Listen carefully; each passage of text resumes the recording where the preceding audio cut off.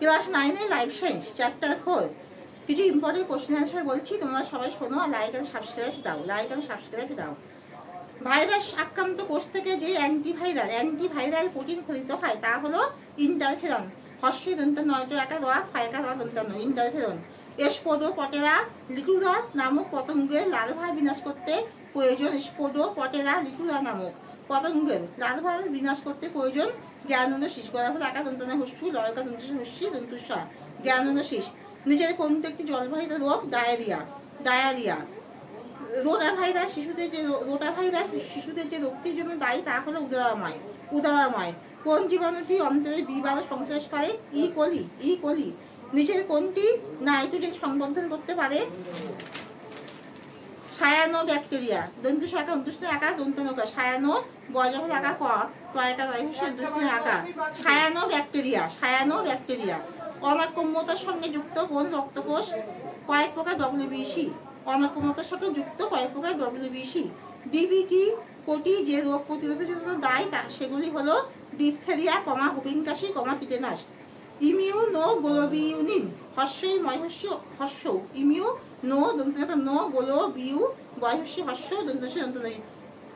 Immunoglobulin অণুগুলি হলো এক প্রকার ফ্যাট। ভ্রূণের দেহে যে প্রতিরক্ষা গড়ে ওঠে তা হলো নিষ্ক্রিয় ইমিউনিটি। ধান ভুট্টা গাছের মূলে পাওয়া যায় এজোস্পিরিলাম। কোন জীবাণুটি অন্ত্রের ভিটামিন B12 সংশ্লেষ করে? ই কোলি। বায়ু নাইট্রোজেনকে মাটিতে আবদ্ধ করতে পারে না কোন অণুজীবটি? থায়োব্যাসিলাস। থয়কা দন্তুস্বা বয়জাফল আকার দন্তুস্বা হস্যি লয়কা দন্তুস্বা থায়োব্যাসিলাস। স্পারোজয়েড দন্তুস্বা পয় আকার লয়কা বৈকিজয় দন্তুস্বা একা ট স্পারোজয়েড দশাটি কোন রোগের জীবাণুর মানবদেহ সংক্রমণের দশা? স্পারোজয়েড দশাটি কোন রোগের জীবাণুর মানবদেহ সংক্রমণের দশা? ডেঙ্গু। অ্যান্টিবডি অণুতে পলিপেপটাইড শৃঙ্খলের সংখ্যা পয়া লয়সী পয়কা পয়া টয়কা হস্যই ড পলিপেপটাইড শৃঙ্খলের সংখ্যা 4টি। বসন্ত ভাইরাসের বংশগতি বস্তুটি হলো DNA। কোনো একটি রোগের ভ্যাকসিন প্রথমে আবিষ্কার করেন এডওয়ার্ড জেনার। অ্যান্টিবডি অণুতে পলিপেপটাইড শৃঙ্খলের সংখ্যা হলো 4টি। কোনটি ব্যাকটেরিয়া ঘটিত রোগ নয়? ডেঙ্গু। জৈবিক নিয়ন্ত্রণে ব্যবহৃত টেট্রামেনা প্রজাতি হলো এক প্রকার পতঙ্গ নাশকারী কি আত্মপ্রাণী। ডেঙ্গু জ্বরের বাহক প্রাণীটি হলো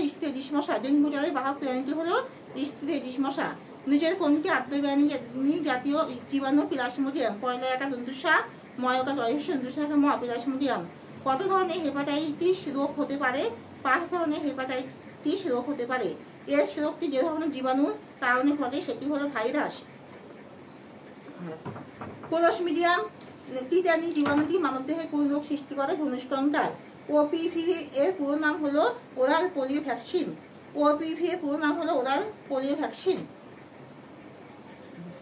পোলিও ভাইরাস মানবদেহে কোন অংশকে আক্রমণ করে? স্নায়ুতন্ত্র।